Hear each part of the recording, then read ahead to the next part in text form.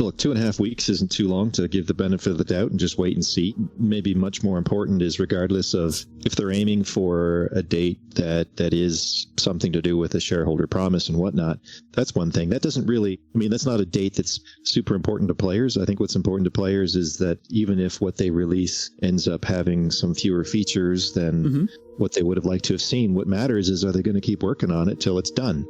And put in all the features that they've sort of hinted at, or if you go all the way back to the Kickstarter, you know, there's a subset of those features that are finally showing up in Odyssey. And if even if it is sort of trimmed a bit to hit a date, I think ultimately what's going to matter is when do they stop working on it? You know, are they going to continue to do all those features, or is it just a timing thing? And that's another thing right there.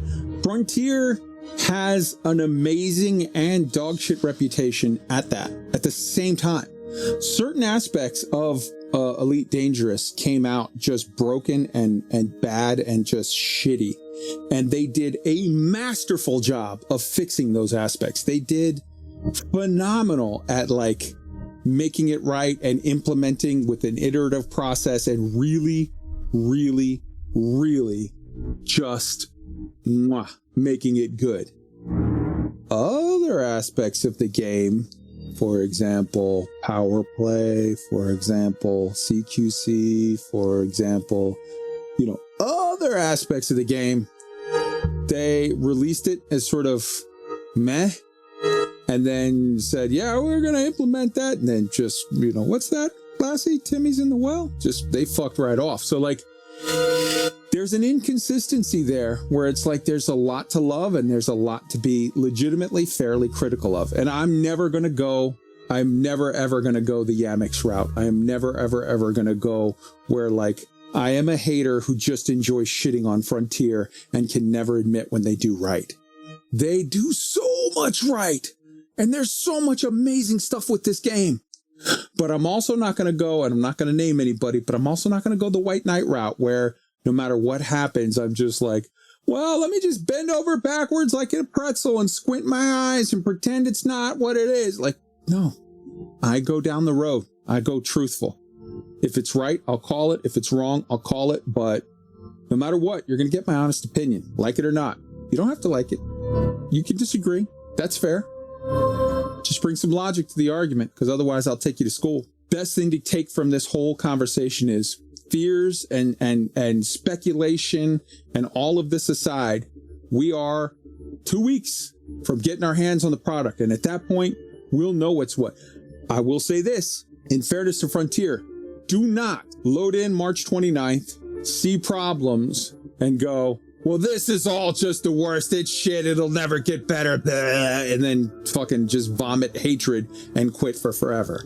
Process of an alpha and the process of a beta are about taking the things that you can fix and making tweaks and changes. So if the art assets are more or less right, and if the game loops are finished, like they don't dump, they don't fucking crash over and over. And yes, the game is going to crash over and over on day 1, day 2, day 3, whatever. But like, give it a couple days as people load in and whatever.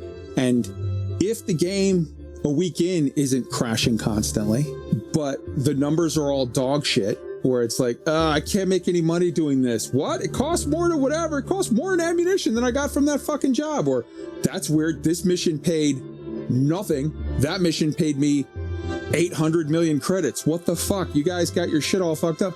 That's the process of alpha and beta. Relax. Put in bug reports, put in stuff, work with Frontier. If it's just the tweaking bits, if the instancing is good, pray to God.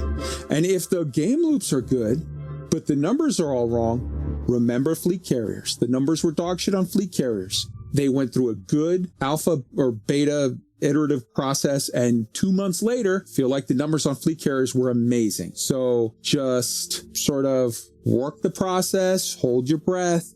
If it gets too frustrating, fucking log back to the regular game, do the comfy challenge, comfy fucking whatever challenge, do, you know, some power play, turn the wheel, do some racing in the base game, go and play Surviving Mars, play a little Star Citizen, play a little No Man's Sky. Play a little fucking Final Fantasy or WoW or whatever is your side thing. Go watch a movie, chill, relax, whatever.